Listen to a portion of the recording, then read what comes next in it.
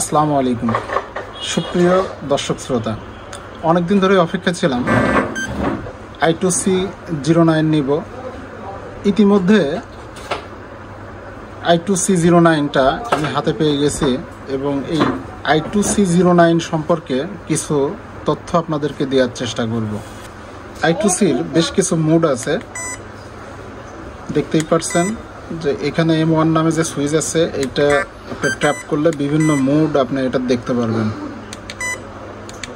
ভেতরে সেটিং আছে, সেটিং থেকে আপনি ইচ্ছামতো সেটিং পরিবর্তন করে নিতে পারবেন। উপরে একটা সুইচ আছে, এই সুইচটা চেঞ্জ করে ডিফারেন্ট মোডে এটা ইউজ করতে পারবেন। এটা হচ্ছে আমাদের কাঙ্ক্ষিত ডায়োড রেঞ্জ। এখানে দেখতে পাচ্ছেন যে 1 থেকে 20 পর্যন্ত ডেটা, অর্থাৎ আপনার ডায়োড রেঞ্জের যে ভ্যালু, এই ভ্যালুগুলো রেকর্ড করে। এটা বেসিক্যালি আমাদের ভোল্টেজ মাপার কাজে ব্যবহার হয়। ডিসি ভোল্টেজগুলো আমরা চেক করতে পারবো। এরপরে বিস্তারিত আমি আপনাদেরকে এখন একটা ফোন অন করে ট্রাই করে দেখি এখানে গ্রাফ সহ যে আসলে কি সুবিধা অসুবিধা আমরা এর থেকে পাচ্ছি।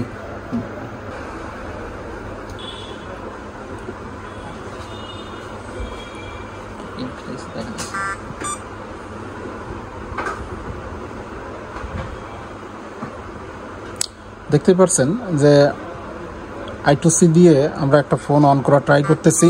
এখানে কত অ্যাম্পিয়ার লোড নিয়ে ফোনটাকে অন হচ্ছে এটা দেখা যাচ্ছে। এই মোডটা চাইলে আমরা গ্রাফ আকারে দেখতে পারি। আপনারা দেখতে পাচ্ছেন যে 3.7 ভোল্ট 450 মিলি অ্যাম্পিয়ার এটা আপ ডাউন করতেছে। আবার যদি মনে করেন আপনি এরকম ডিজিট আকারেও এটা দেখতে পারবেন। আচ্ছা, এটা তো গেল ফোন অনের বিষয়টা, সেইটা বাদ দিই, আর একটা বিষয় দেখাই। একটু আগে আমি এখানে যে সুইচটার কথা বলছি এইটা হচ্ছে আপনার যদি চেঞ্জ করেন, তো এখন যদি এইটা এই পাশের দিকে দেন, এই পাশের টান দেন, তাহলে পরে এইটা কাজ করবে হচ্ছে আপনার মিটারে যে ডায়োড রেঞ্জের যে ভ্যালুগুলো চেক করবেন সেটার কাজ করবে, ঠিক আছে।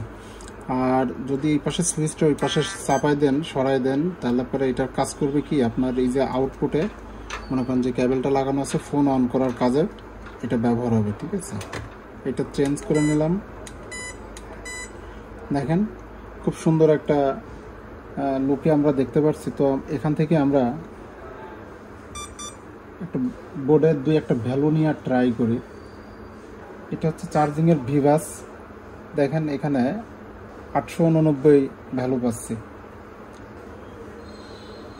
তো এইটা যদি এখন চেঞ্জ করি, এখান থেকে যদি এরকম গ্রাফ মোডে রাখি, আচ্ছা ডায়োড রেঞ্জ দেখাচ্ছে 883। একটা রেজিস্টারের ভ্যালু আমি চেক করে আপনাদেরকে দেখাই।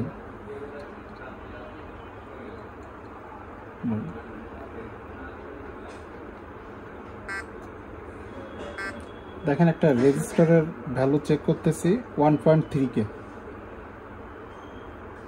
Next 1.3K। নেক্সট এটা হচ্ছে একটা ওমসের রেজিস্টার, এটা 32 কিলো ওমসের রেজিস্টার, যার কারণে এখানে 32 আসছে। আপনি যদি চান যে আপনি গ্রাফ আকারে দেখতে চান না, আপনি ডিজিট আকারে দেখতে চান, তো সেই ক্ষেত্রে আপনি এরকম ডিজিট আকারে রেখে আপনি এখানে ভোল্টেজগুলো পরিমাপ করতে পারবেন। আমি আবারও দেখানো ট্রাই করতেছি। দেখেন 885 ডায়োড রেঞ্জে আমাদের ভ্যালু আছে 885। দেখেন আমি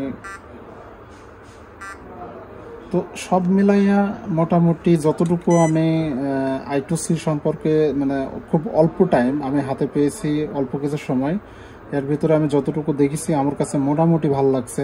এটা আরও কিছুদিন কন্টিনিউ করতে হবে, কন্টিনিউ করলে হয়তো আপনাদেরকে আমি আরও ডিটেলস কিছু তথ্য দিতে পারবো। তা আরেকটা মজার ব্যাপার আপনারা যেটা করতে পারবেন এটা দিয়ে, সেটা হচ্ছে আপনি একটা ফোন কত অ্যাম্পিয়ার লোডে চার্জ নিচ্ছে পুরো ডিটেলসটাই কিন্তু আপনি দেখতে পারবেন। তো আমি ওই বিষয়টা আপনাকে একটু দেখানোর চেষ্টা করছি। এখানে সাইডে দেখবেন যে একটা তীর চিহ্ন দেওয়া আছে, এখানে যে পোর্টটা আছে লাগাই দিলাম। দেন নিচে আর একটা পোর্ট আছে, এটা হচ্ছে আপনার আউটপুট। দুইটা পোর্ট এখানে লাগাই দেবেন। এই যে আমাদের ইন্টারফেস। আর আমি এই মুহূর্তে একটা ফোন কানেক্ট করে ট্রাই করতেছি।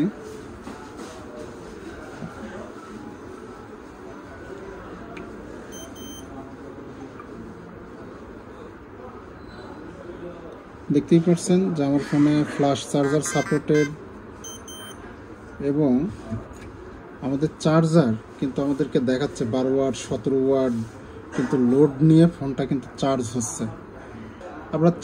আপনারা কিন্তু এখানে গ্রাফ সহ দেখতে পারবেন। ভিডিওটি আজকের মতো এখানেই শেষ করছি। দেখা হবে নতুন কোনো ভিডিও নিয়ে।